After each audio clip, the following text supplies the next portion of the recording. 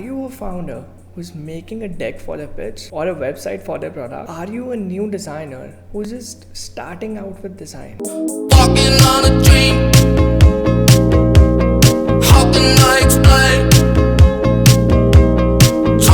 I've been working as a freelance designer for about 5 years. The one thing I've noticed with all the stakeholders that I've worked with is that their design is missing the basic design principles. So here are some tips to keep in mind before or while you're creating a design. Okay, so for the tips, I'll be showing you a design that's poorly made, like it contains many design issues. So beginning with that, let's show you the design. As you can see, I'm just written a title here. Here is my first design. You can have this to anything. So for the first steps, we have alignments and margins. For alignments and margins, I'm showing you a setup that you can use for your future designs. So this is something that you all should probably know. And if you don't, I'll show you why you don't know that. Imagine this white space. This is your content. This can be your text, illustration, anything. Apart from that, what you see, like if I go back to this, just consider this your content right now. So what you are seeing right now is just the content, no borders, no padding, a little bit of padding here on the right and left, and no margins.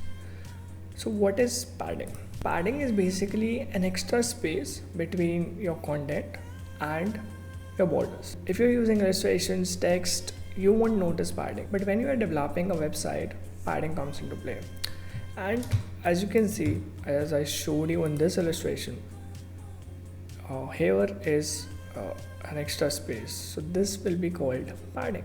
In this illustration as well, this small space that you this small extra space that you see between the content and this border is the padding. Now what are margins? Margins are technically what we add outside our content. So basically, if you see here,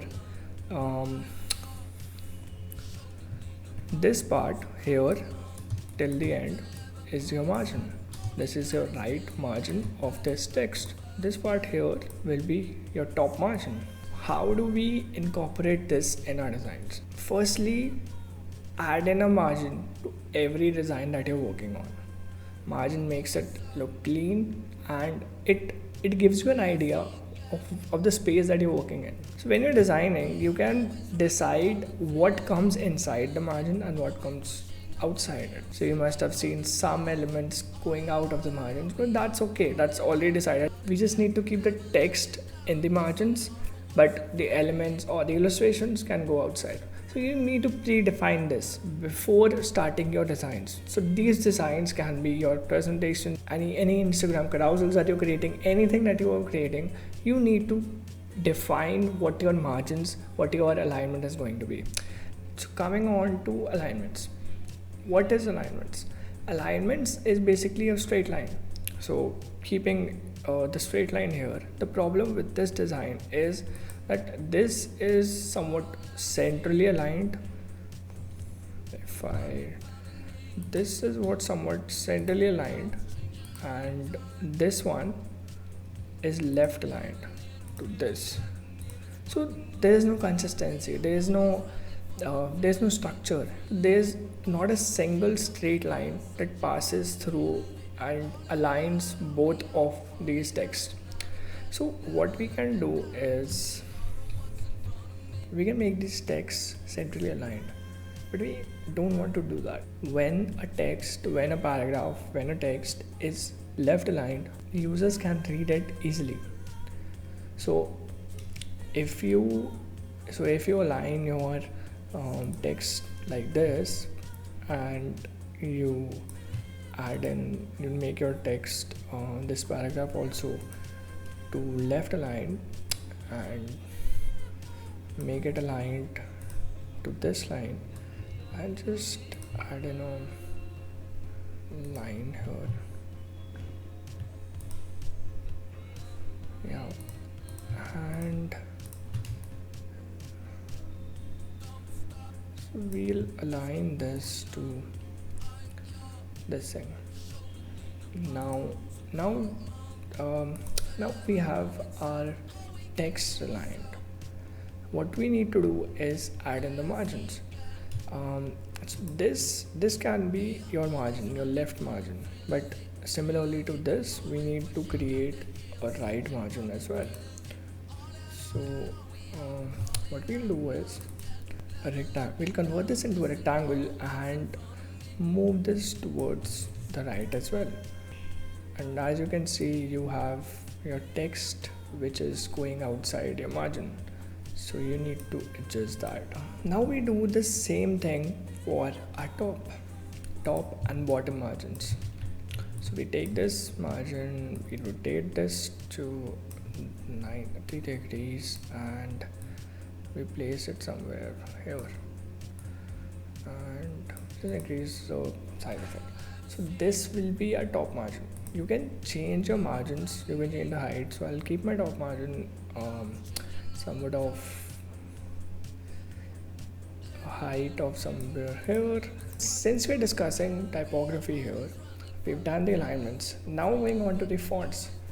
What I've seen in many designs, like many designs, is that people try to use so much, like every other section has a different font, and that's not okay, because that's not making your brand consistent. It's not about what looks good, because it doesn't. To stick with one font, that's it. And last to last case, go just one more. So maximum two, not more than that. Never ever go over the two limit. So as you can see here, we have this font here, that's milkshake. We have this font here, that's Roboto, and I guess this is also Roboto. But I've seen some people use this font as a different font, like something like this. You won't see much of a difference here or here, but good designers, or probably any designer, can see what a big difference this makes. So what you can do is stick to one font. So I'm just making this I'm just choosing all three and choosing a font. Let's just choose a font that I like Worksons. So I'll write down Worksons. So after the fonts, going on with typography, let's go to the next section, that's hierarchy. So what do we mean by hierarchy? Have you ever seen a family tree? Your family tree grows on with your great grandfather, then comes on to your somewhat like to your grandfather, then your father, then you. Like the son would be here, then your father will always be older than you, then your grandfather will always be older than your father. So similarly, building on the hierarchy, we want to assign font sizes and fonts weight accordingly. So when we assign a font size to this, so this is your heading. This is the first thing that anyone should see. If I change this also to regular, so you can't really know what is a paragraph, what is a font, what is a heading, what is a subheading, what are we talking about. The user won't know what to focus at first. So you need to build that hierarchy from the start. So for that, choose your heading and make it a little bigger. Most of the users won't read the whole paragraph. They would just read the headlines and the description and then think about if they want to read the paragraph or not. So you need to make this highlighted. So for your description, you can make this a little bolder. Say I'll make this semi-bold, and for this you can make it even you can highlight it even more, extra bold. Yeah. So as you can see, now my first focus will go on the heading. Here is my first sign. So the next thing that goes in will be, let me know how it looks. Considering this, when you have assigned some values, some font sizes to your headings, to your descriptions, to your paragraphs, make them constant, don't change that. As a matter of fact, as we're talking about typography, let's come on to the last step of typography, that is spacing. Just like your other properties in typography, your font sizes, your font weights, your font styles, your spacing should be consistent as well. You have this heading and if you have this description, you can make this go somewhere here. You can just press shift and drag it to the top. Just press shift and the downwards arrow. This works in mostly all design tools, but if you're using PPT or probably a tool that isn't a design tool, you can use a downward arrow 10 times. So one shift and downward arrow is equal to 10 times of the downward arrow. So another thing with spacing that you need to keep in mind is what is similar needs to be closer. What I mean by that is your subheading and your heading, or your description and your heading, are similar elements. When the user reads your heading, they want to read your description as well. So you need to keep them closer.